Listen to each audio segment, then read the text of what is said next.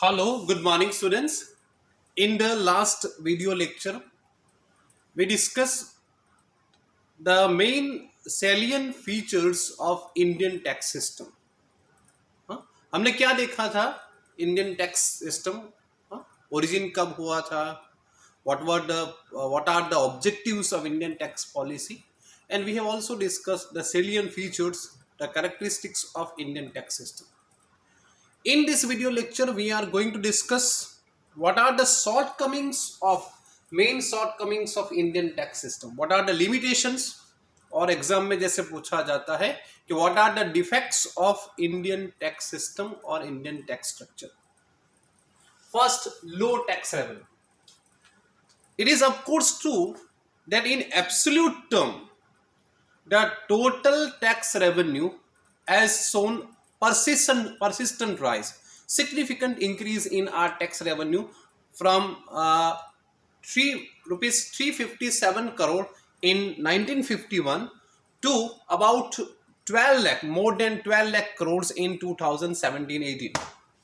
But so far as concerned with tax GDP ratio, our tax GDP ratio is only about 18%. Okay. So जो tax revenue हो GDP में कितना contribute करती है 18%. So which is comparatively very low to developed nation. In developed nations, this ratio is more than 30%. So far as concerned with tax GDP ratio, our first limitation is low tax revenue. Second, narrow tax base. Here, tax base is also narrow so far as concerned with direct tax, personal tax, income tax and corporate tax. We all know that in India, there is no tax on agriculture sector. Agriculture sector is virtually free from taxation. Larger number of people, more than 80-90% of total workforce, they are engaged in unorganized sector. So it is very difficult to know their real income. And there are many administrative difficulties. And because of all the reasons, only about 4.5% of total population is paying direct tax. Okay, इतना population होने के बावजूद only 4.5% people are legally liable to pay the tax. इतने लोगों को ही income होगी वो जरूरी नहीं है, मगर only about 4 to 5% people are legally liable to pay the tax. So it is also very narrow in compared to developed nation. In developed nation, it is about 20%. In some developed nation, it is about 15%. So far as corporate tax is concerned, many deductions are given on the name of depreciation allowances, plowback policies, then social purposes like charitable trust को donate करना चाहते हैं तो वो भी deduction उनको मिल सकता है. So the revenue collected from corporate tax has also become low, narrow हो जाता है when they are taking advantage of such liberal deduction. So second limitation is narrow tax base. Next is intersectoral imbalances. हमारे different sectors है, agriculture sectors, industrial sector and service sector. उसमें tax collection में intersectoral imbalances. We all know that still agriculture sector contributes about 15 to 16% of total GDP. But direct tax on agriculture is very, very low in compared to other sectors. कुछ states आज भी land revenue लेते हैं. Land revenue और surcharge को मिला दिए हम लोग तो एग्रीकल्चर सेक्टर का कंट्रीब्यूशन है only 0.5% of total tax revenue. जितना टैक्स रेवेन्यू कलेक्ट होता है डायरेक्ट टैक्स के तौर पर, उसमें एग्रीकल्चर सेक्टर का कंट्रीब्यूशन कितना है? Only 0.5%. Why? Because agriculture sector is completely free from direct taxes. So therefore, burden on other sector is very high in compared to agriculture sector. So obviously agriculture sector को ये advantage मिलना चाहिए because an average Indian farmer is poor, okay. But economics में law है canon of equity taxation में, each and every person should pay tax on in proportion to his ability to pay. It means rich person should pay more, poor person should pay less. Agriculture में ज्यादातर farmers poor है, मगर there are some well to do farmers, they should pay tax in, ये taxation का principle है। Problem क्या है कि due to when agriculture has become, agriculture को हमने डायरेक्ट टैक्स के से फ्री कर दिया, so many these things has become the main reason of tax evasion and generation of black money.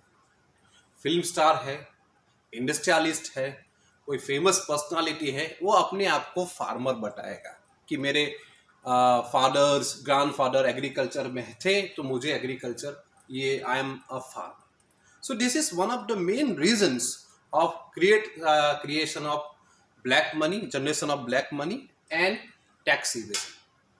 And state government has also shown its inexplicable reluctance so far as concerned with imposing tax on them. मतलब they are not willing to impose tax on such people. वो अपने unwillingness बता दी कि हम लोग we cannot impose tax on these people.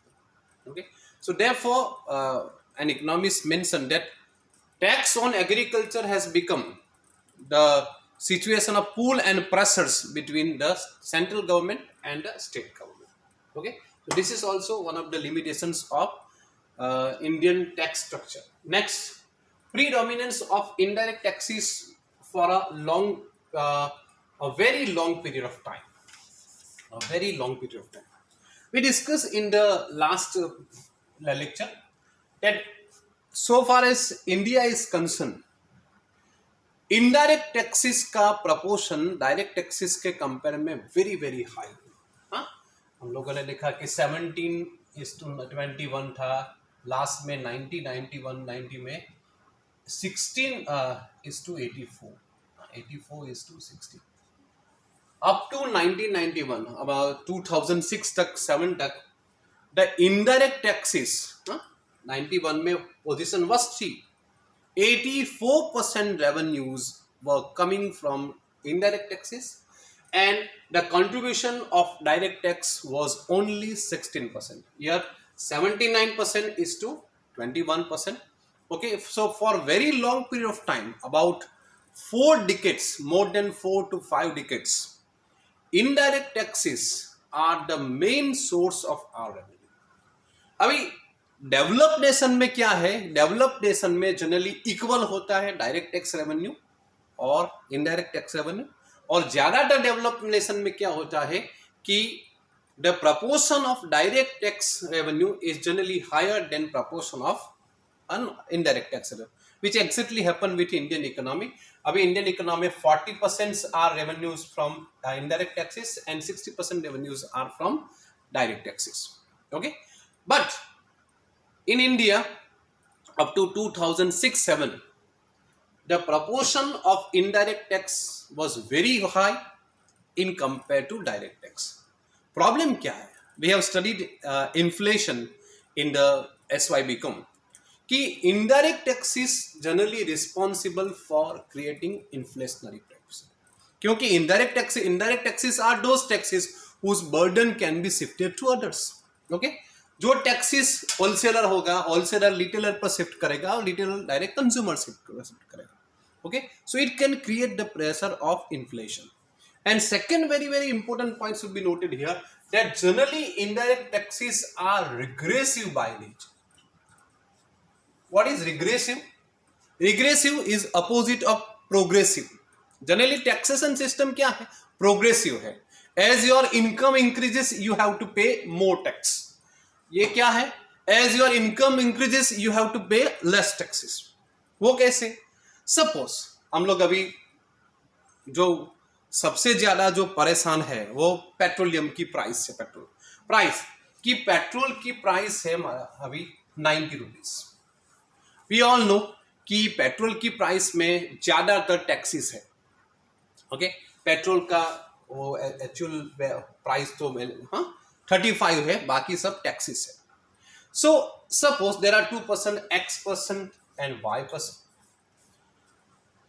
So suppose 55, 35 plus 55 कि X% की income है 10,000 rupees per month and Y% की इनकम है 1 लाख रुपीज पर मंथ। दोनों अपनी गाड़ी में 5 लीटर पेट्रोल डलवाते हैं, तो दोनों को 450 रुपीज पे करना पड़ता है। 450 में से अबाउट 300 रुपीज तो टैक्स में जाएंगे। सो X% is also paying 300 rupees as tax. Y% is also paying 300 rupees of tax. मगर X% pays more in proportion to his ability to pay. जो कैनन ऑफ इक्विटी है वो यहाँ justify नहीं होगा, क्योंकि X% की इनकम कम है तो उसको कम टैक्स पे करना, मगर इनडायरेक्ट टैक्सेस तो सबके ऊपर सेम लागू पड़ता है, वो सेम है, अप्लाइड टू ऑल। हम लोग सोप परचेज करते हैं, डिटर्जेंट पाउडर परचेज करते हैं, कि टूथपेस्ट परचेज करते हैं, सबको एक ही तरह का टैक्स देना पड़ता है। Therefore indirect taxes are regressive by nature. There are two problems. First, it can create the problem of inflation when government impose heavy indirect tax. Second, the burden of indirect tax is generally more on the poor classes, on the middle classes. Why? Because in proportion to their income they are paying more.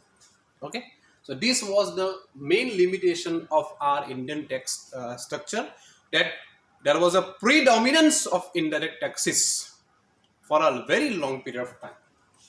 Next, mounting tax arrears. Tax arrears are mounting in direct taxes like personal income tax, corporate tax, indirect taxes like sales tax, service tax, excise duty, etc., etc. They are the tax arrears running into crores. और irony क्या है? Who are the biggest defaulters? Industrialist, cinestar, politicians, well-to-do farmers, मतलब upper strata of the society. Vijay Mallya, आप लोगों ने विजय माल्या तो एक example है। There are many persons, many industrialists, उनके crores of rupees के टैक्स बाकी है। So these arrears are running into crores. Therefore, an effective step must be taken for speedy recovery of this tax money. But problem क्या है? That in many cases, the problem is court case. So I'm referring that this is the reasons I've given reason that most of the taxpayers' amount is tied up in legal cases which are pending before the courts and tribunals. Okay, मतलब जब तक court का decision नहीं आए, the government or the machinery cannot confiscate these properties. These are the reasons दिए गए। Assets of these companies assessed have declined due to closure of unit. Company बंद हो गई है। In many cases, companies have vanished from the market. Market से vanish हो गई।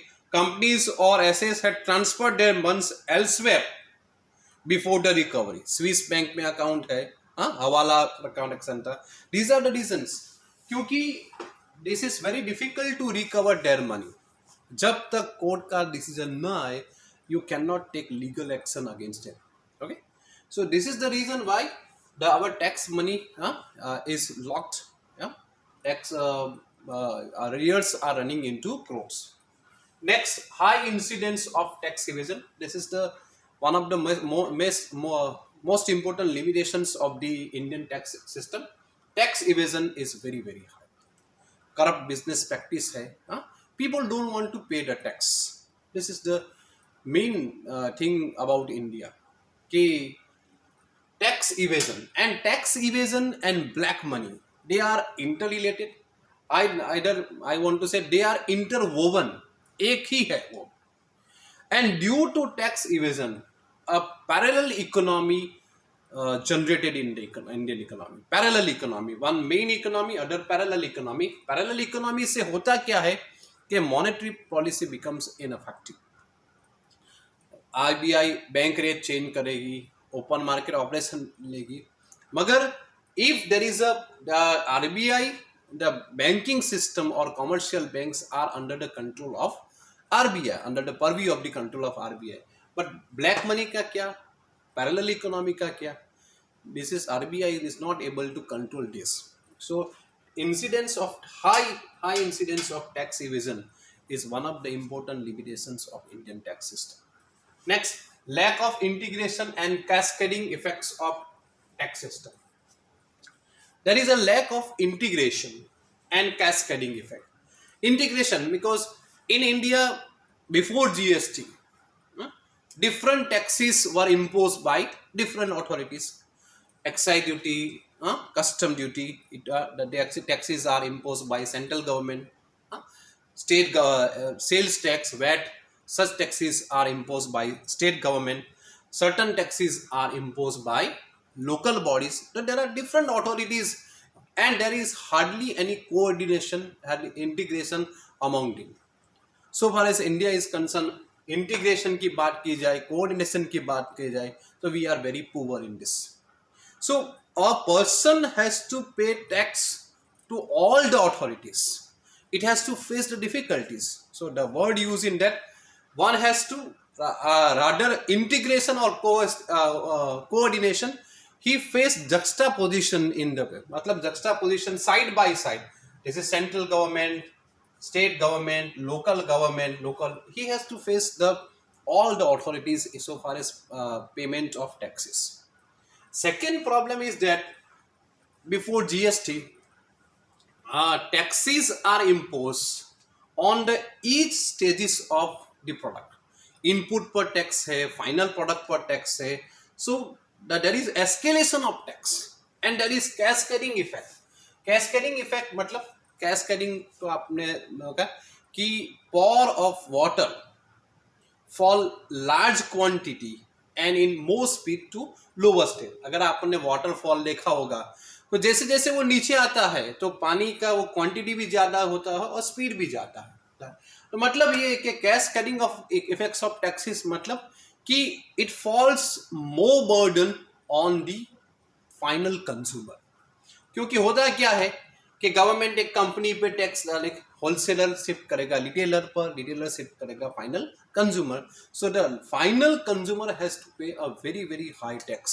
Okay, this is known as cascading effect. जो lower class है उसको ज्यादा टैक्स पे करने पड़ते हैं.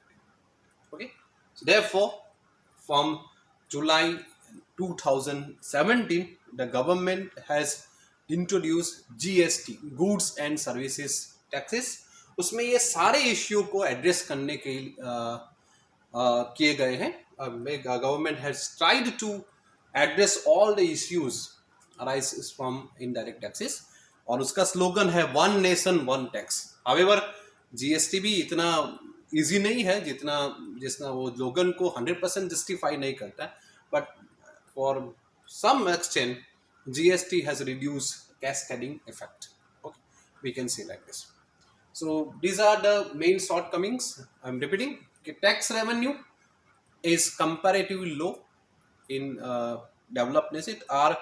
Even today, our tax GDP ratio is just 18%. In many developed countries, the tax GDP ratio is about 30%. Tax base is also narrow.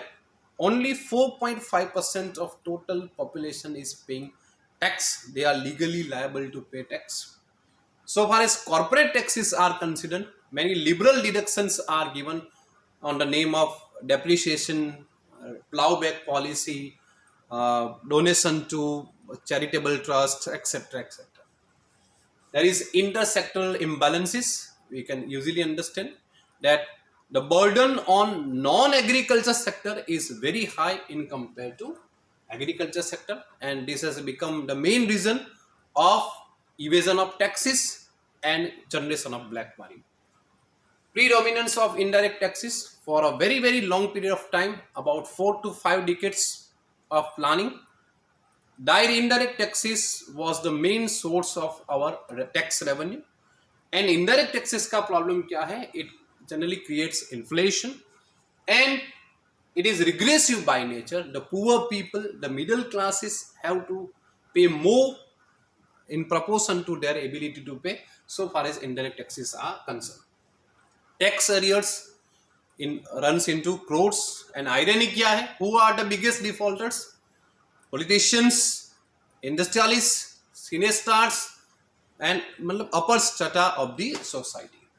High incidence of tax evasion. Tax evasion से क्या होगा? Black money generate हुआ. So our next chapter is black money, tax evasion and black. मैं हमेशा कहता रहता हूँ generally कि so far as India is concern, India में लोगों को टैक्स की चोरी करना और बिजली की चोरी करना, उसको हम लोग चोरी समझते ही नहीं. इंडियन लोगों की मेंटालिटी ये है कि टैक्स इवेजन तो वो तो रहता है, उसमें क्या है. So tax evasion is very high, lack of integration and cascading effect. तो these are the main limitations of Indian tax system. आज के लिए इतना रहेगा. Thank you very much.